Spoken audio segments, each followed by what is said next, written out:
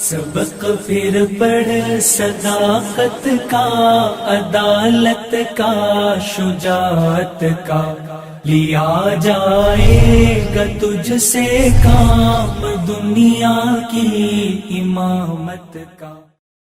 آپ کو یہ یاد رکھنا چاہیے کہ دنیا میں ہر ذمہ داری کے تقاضے ہیں اور وہ تقاضے پورے کرنے پڑتے ہیں۔ دنیا میں ٹھوکریں انہی کو لگتی ہیں کہ جو چلتے ہیں، جو پاؤں توڑ کر بیٹھ جاتے ہیں انہیں کبھی ٹھوکر نہیں لگتی۔ گرتے وہی ہیں کہ جو دوڑیں گے، کانٹے انہی کے تلووں میں چپتے ہیں کہ جو دوڑتے ہیں۔ جب تک کہ آزادی ہمارے ہاتھ میں نہ تھی، آپ کے ملک کا کیا حال تھا؟ وہ اپنی قسمت کا مالک نہیں تھا، اس کی قسمت دوسروں کے ہاتھوں میں۔ آپ کا امن بھی آپ کے قبضے میں نہ تھا، آپ کی بے امنی بھی آپ کے قبضے میں نہ تھی۔ جب کبھی ملک میں بدامنی ہوتی تھی تو آپ اپنے طرف نہیں دیکھتے تھے، ان کے طرف دیکھتے تھے۔ ملی ڈائجسٹ کے خصوصی شمارے میں آپ کا استقبال ہے، میں مشاہد حسین۔ دوستو، ہم آج ایک ایسی شخصیت کے اوپر بات کریں گے جن کے قلم سے، جن کے صحافت سے اور جن کے تقاریر سے لوگوں میں ایک انقلاب برپا ہوا۔ آج 11 نومبر ہے۔ اس دن بھارت کے پہلے وزیر تعلیم، فرسٹ ایجوکیشن منسٹر، امام الہند مولانا ابوالکلام آزاد کا یوم پیدائش ہے۔ ان کی یوم پیدائش میں بھارت میں یوم تعلیم، ایجوکیشن ڈے بھی منایا جاتا ہے۔ جنگ آزادی میں مولانا ابوالکلام آزاد کا اہم کردار رہا ہے۔ 1888 کو مکہ معظمہ کی سرزمین حجاز میں پیدا ہوئے۔ جب مولانا ابوالکلام آزاد کی عمر 17 سال کی تھی، تب ان کے سیاسی خیالات تبدیل شروع ہو گئے۔ برطانوی سامراج کے خلاف ان کے دل میں نفرت کا جذبہ پیدا ہو گیا۔ مولانا ابوالکلام آزاد 1905 میں اعلیٰ تعلیم حاصل کرنے کے لیے مصر روانہ ہوئے، جہاں جامعہ ازہر میں شریک ہوئے اور 2 سال بعد وطن واپس آ کر ممبئی میں اخبار وکیل کی ادارت کا کام سنبھال لیا۔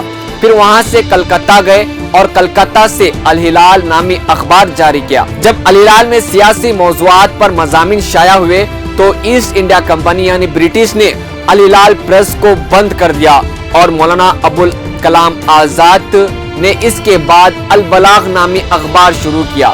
تو انگریزوں نے مولانا ابوالکلام آزاد کے البلاغ کو بھی ضبط کر لیا، اسے بند کر دیا اور ان کے آفس کو جلا دیا۔ اس کے بعد مولانا ابوالکلام آزاد کو رانچی کی جیل میں بند کر دیا گیا۔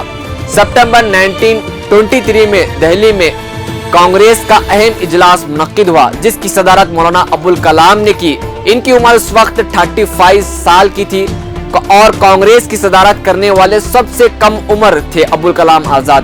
خطبہ صدارت کرتے ہوئے مولانا ابوالکلام نے کہا تھا کہ آج ایک فرشتہ آسمان کے بلندیوں سے اترے اور قطب مینار کے اوپر کھڑے ہو کر یہ اعلان کر دے کہ سوراج 1 گھنٹے میں مل سکتا ہے، بشرط ہے کہ ہندو مسلم اتحاد سے دستبردار ہو جائے۔ تو میں سوراج سے دستبردار ہو جاؤں گا، لیکن ہندو مسلم کو نہیں چھوڑ سکتا۔ مولانا ابوالکلام آزاد پاکستان بننے سے بہت زیادہ دکھی تھے۔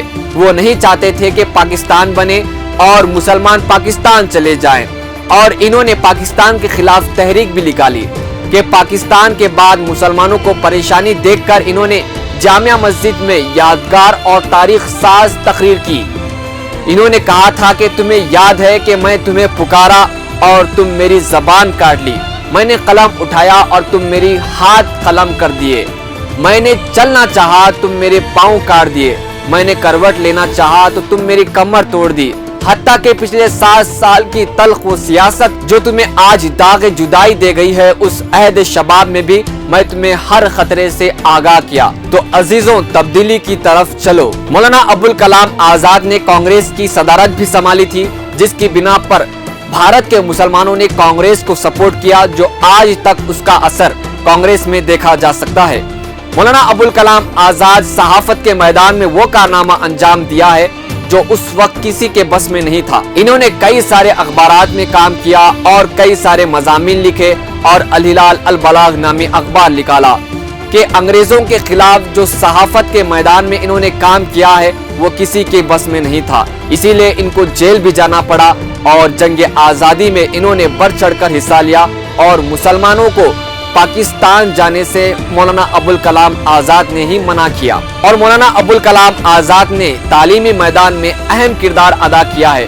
जिसका असर आज भी भारत में देखने को मिलता है। इन्होंने कई सारे यूनिवर्सिटियों को परमिशन दी और कई सारे तालीमी इदारों को फंड देना भी शुरू कर दिया। तो नाज़रीन, मौलाना अबुल कलाम आजाद ने भारत की आजादी में और सहाफत के मैदान में और देश के एजुकेशन सिस्टम को तब्दील करने में मौलाना अबुल कलाम आजाद ने अहम किरदार अदा किया है। तो आज मौलाना अबुल कलाम आजाद रहमतुल्लाह अलैह का यौम पैदाइश है। इसी बिना पर भारत में एजुकेशन डे, यौम तालीम भी मनाया जाता है। तो हम चाहते हैं कि हमारे व्यूवर से कि मौलाना अबुल कलाम आजाद के ताल्लुक से पढ़ें, समझें, जानें और लोगों तक उनके मैसेज को लोगों तक पहुंचाएं। मजीद खबरों और तफसीरों के लिए देखते रहे मिल्ली डाइजेस्ट। शुक्रिया।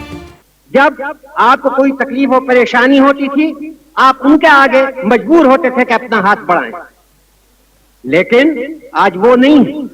आज अपनी किस्मत के आप खुद मालिक हैं, और अगर आप मालिक हैं और मैदान में खड़े हुए हैं तो यह याद रखिए कि तरह तरह की आजमाइशें पेश आएंगी।